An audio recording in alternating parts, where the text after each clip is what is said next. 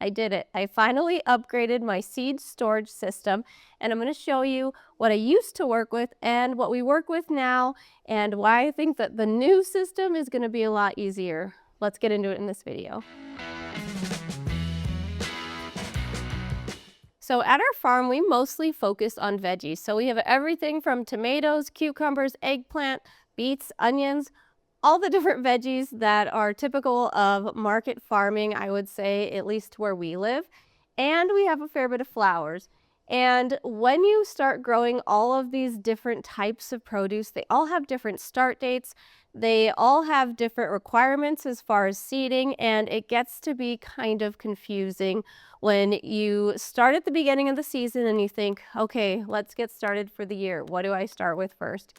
So that's where I know I really needed to organize our seeds this year and do a little bit better of a job. So the new system that I landed on was using these photo storage boxes that hold 4x6 photos, but they also hold seed packets really well in place of what I used to use. What I did used to use was a filing system, so they would go into these containers like this, and then I had them sorted with a bunch of different dividers to divide the various types of seeds, and it was kind of all just jumbled together because they did kind of fall over a little bit, and I did have to search around to pull out exactly what we needed and really like go through a whole section to figure out what we had and what we still needed to purchase.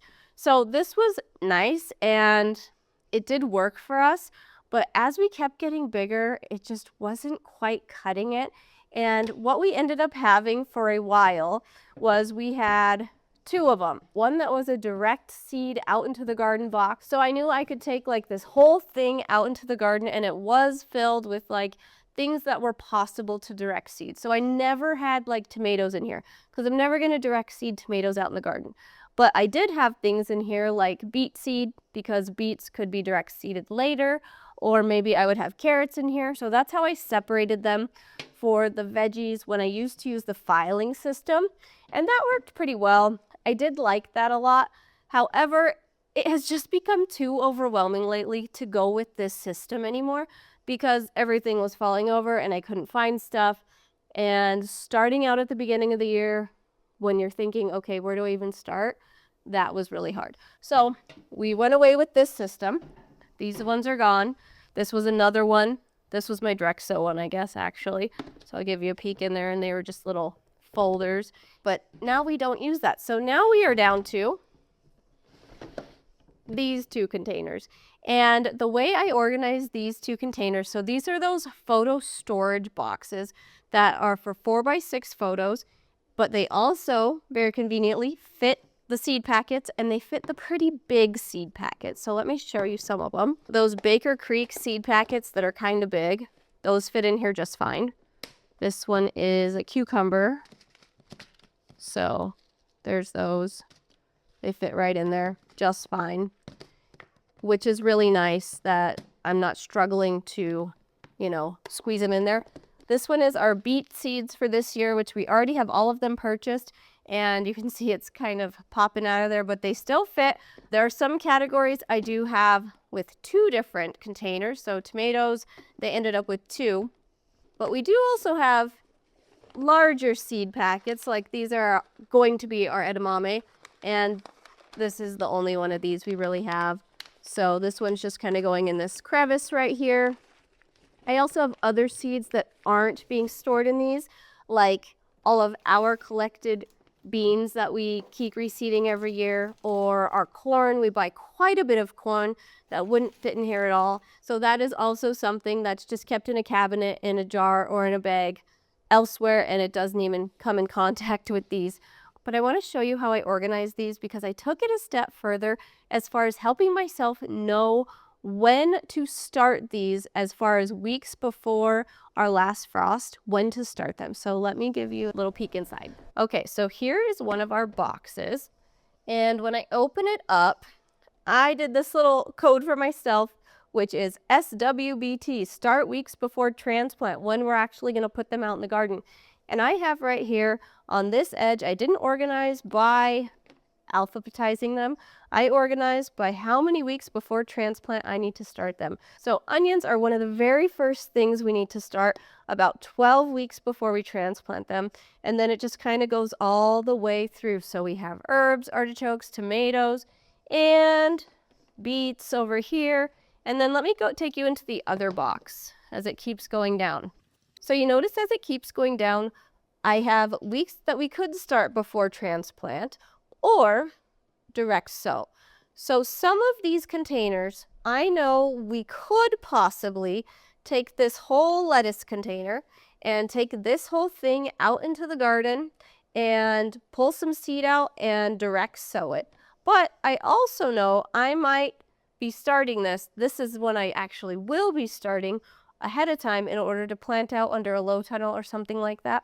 So I know weeks before I need to transplant it out into the field is going to be 3 to 4 weeks. So that helps me so much stay organized and make sure all the things get planted. And then as we keep going over, there are some things that are just labeled direct sow because, like, here's kohlrabi. We don't grow a lot of kohlrabi. I don't even know if we'll grow any of it this year, honestly. We might just to kind of use up the seed packets.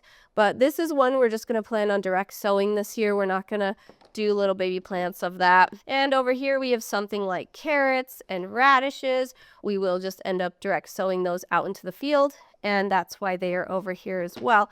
I do also have some corn that's extra seed packets that we never ended up using. We're growing a different variety now, and we kind of just want to use up those. So I might make big flats of those to sell those at farmers markets. So that's just kind of helping me not forget about the fact that they are here, and I would like to use that seed before it's not viable anymore. This makes me super happy, and I kind of feel a little bit creepy as I touch these because I feel like if you've ever seen Dexter, it's him going down his blood slides. But these are seeds, so that's okay, right? And something else I should mention about these photo storage containers is that I got them at Hobby Lobby and they were only $12.99, which is a really good deal, I think, in order for all of this organization to happen. They do snap together, and then you kind of have like a little suitcase of seeds that you can store in a nice, cool, dry place, and then pull it out when it's that time of the year when you need to start worrying about ordering seeds and planting seeds and doing all of those things. So that is one of the upgrades that was made this year.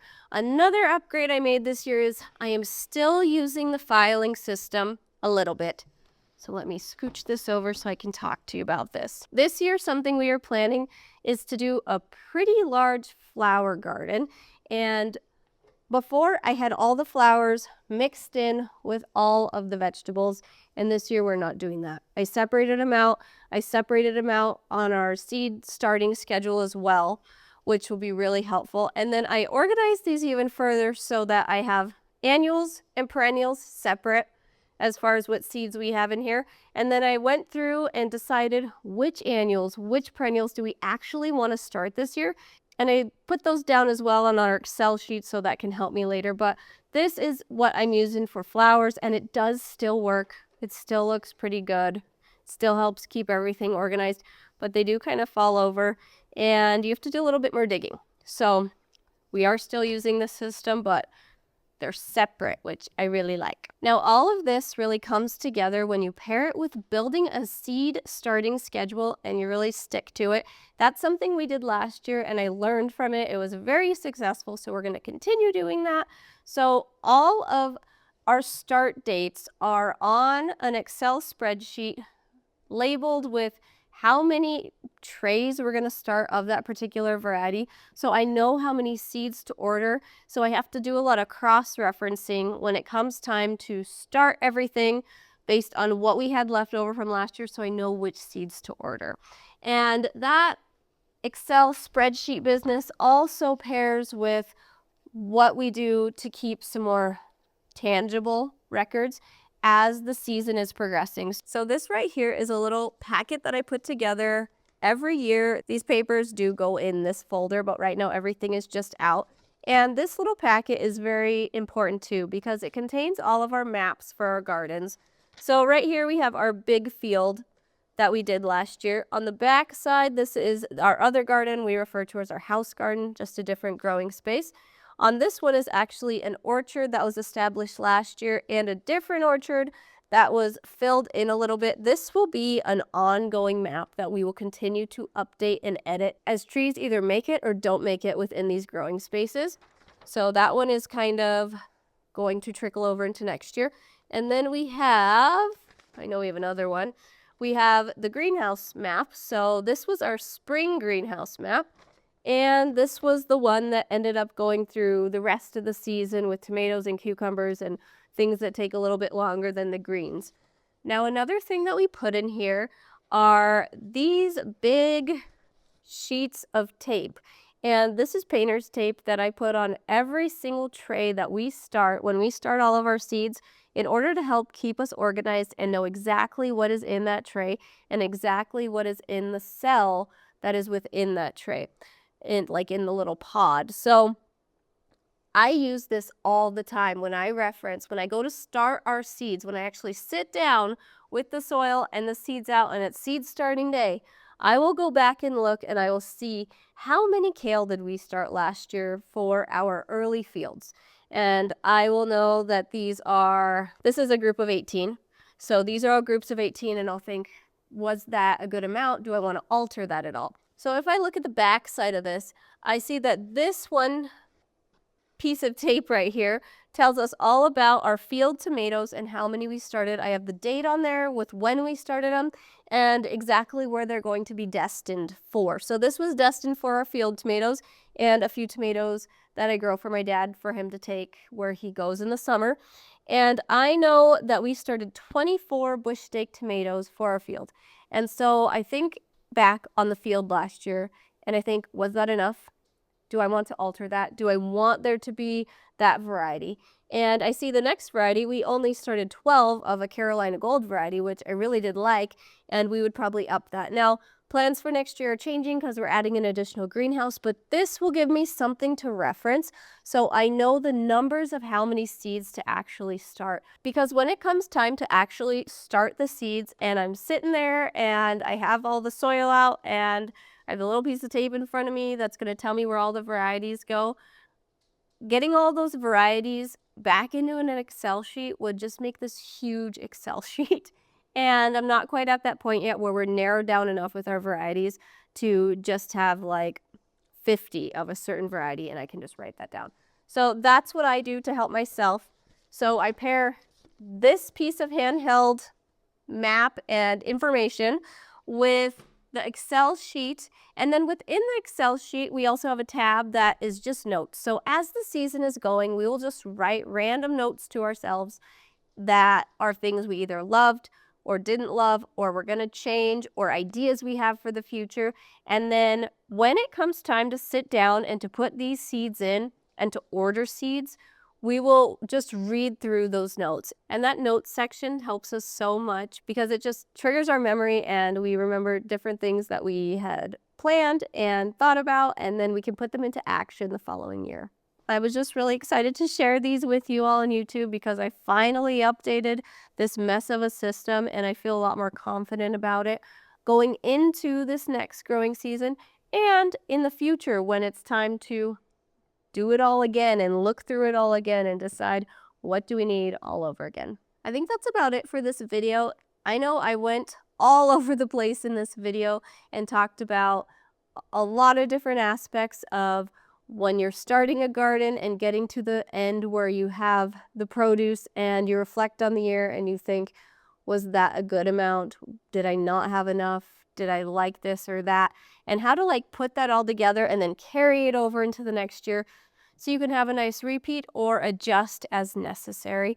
So if you have some questions or if you have some comments about how you do it all, I would love to see those in the comments. Please don't hesitate to leave them down there. If you want to see something a little bit more in detail, because I know I went all over the place today, please let me know and maybe I'll make a video about that in the future. Thanks so much for checking out this video. I'm really excited for this next growing season as I am for like all of the growing seasons. But we hope to catch you on the next video. Bye.